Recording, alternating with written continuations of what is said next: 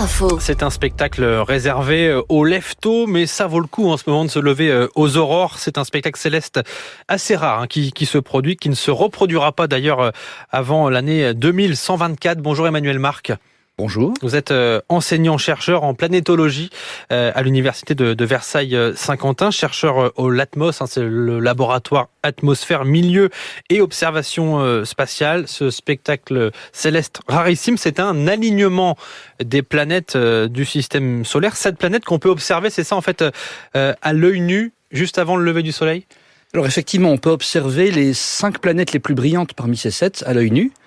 Et la configuration effectivement très spéciale qu'on a, c'est que les planètes vont se lever en fait, se sont déjà levées, dans l'ordre inverse de leur distance au Soleil. Donc on va avoir d'abord Saturne qui se lève vers 1h du matin à peu près, suivi de Jupiter, ensuite Mars. En ce moment, d'ailleurs, l'alignement est à son maximum, on va dire, de spectacle, puisque la Lune, le croissant de la Lune vient s'intercaler entre le lever de Mars et celui de Vénus. Puis Mercure, et enfin le Soleil qui se lève en ce moment assez tôt, entre 5 et 6 heures du matin en France métropolitaine. Donc le spectacle en fait dure toute la deuxième partie, on va dire, de la nuit. Et c'est effectivement quelque chose de très rare. Donc quand vous dites les planètes se lèvent, en fait elles s'allument quelque part les unes après les autres. Elles font exactement comme le Soleil, c'est-à-dire que si on regarde sur l'horizon est, on les voit petit à petit monter dans le ciel. Donc en commençant effectivement par Saturne vers 1h du matin, et puis dans l'ordre comme ça, jusqu'au lever du soleil qui clôt le spectacle en quelque sorte, puisqu'une fois le soleil levé, forcément la visibilité des planètes décroît très fortement. On peut encore avec des instruments les observer même en plein jour, mais disons que le spectacle visuel se clôt avec le lever du soleil. Alors justement, si vous avez raté ce spectacle ce matin, puisque ça y est, le jour est levé, pas de panique, ça va durer jusque lundi matin inclus. À quelle heure justement, à quel moment c'est vraiment l'idéal pour observer le plus facilement ce spectacle ? Alors l'idéal à la fois pour des raisons pratiques et puis pour des raisons esthétiques, c'est de regarder cela environ une demi-heure, 45 minutes avant le lever du soleil.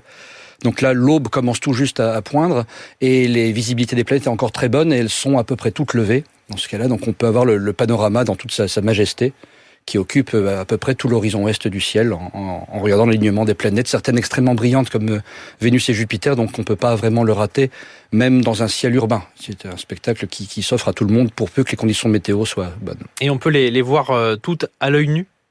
Alors on peut en voir 5 à l'œil nu, donc Mercure, Vénus, Mars, Jupiter, Saturne. Il se trouve que dans cet alignement, on en a 2 qui sont invisibles, Uranus et Neptune, qui s'intercalent quelque part après Saturne, enfin dans l'ordre du lever, on va dire. Là, le spectacle, effectivement, est plutôt, pour ceux qui ont des instruments, ce sont des objets plus faibles et pas forcément aussi visibles. Est-ce qu'il y a un intérêt scientifique particulier ou c'est juste quelque chose de magnifique à observer ? C'est juste quelque chose de magnifique. Il n'y a pas vraiment d'intérêt scientifique particulier. C'est une coïncidence. Les planètes tournent toutes autour du Soleil. Et de temps en temps, il se trouve qu'elles sont toutes à peu près dans le même secteur. Et c'est la configuration qu'on a en ce moment et qui permet de profiter de ce spectacle. Oui, parce qu'on parle en fait d'alignement, mais c'est pas proprement parler un alignement. C'est plutôt un regroupement des planètes qui font que, vu de la Terre, ça fait comme si elles étaient alignées, mais elles ne le sont pas vraiment. C'est ça, effectivement. On profite du fait que le système solaire est plat, globalement. Donc, toutes les planètes tournent dans un même plan autour du Soleil. Donc, déjà, ça fournit une direction d'alignement privilégiée. Et dans cette direction d'alignement, il se trouve que, par le hasard, en fait, des périodes des orbites, on se retrouve avec toutes les planètes rassemblées dans un secteur qui fait environ 90 degrés de large. Donc, oui, c'est pas un alignement ultra précis. Et c'est pour cela qu'on pourra en profiter encore pendant quelques jours au moins. L'alignement des planètes, c'est rare, mais pas tant que ça. D'ailleurs, on utilise dans la vie courante cette expression pour dire que tout va bien se goupiller dans la journée. Mais en fait, ce qui est rare, c'est d'avoir vraiment les 7 planètes alignées en même temps. Des fois, on a des paquets de 3 ou 4, ça peut arriver, mais 7, c'est très rare. Oui, 7, c'est assez rare. La dernière fois, alors au moins pour les 5 visibles à l'œil nu, la dernière fois que c'est arrivé, c'était dans les années 1990, il me semble.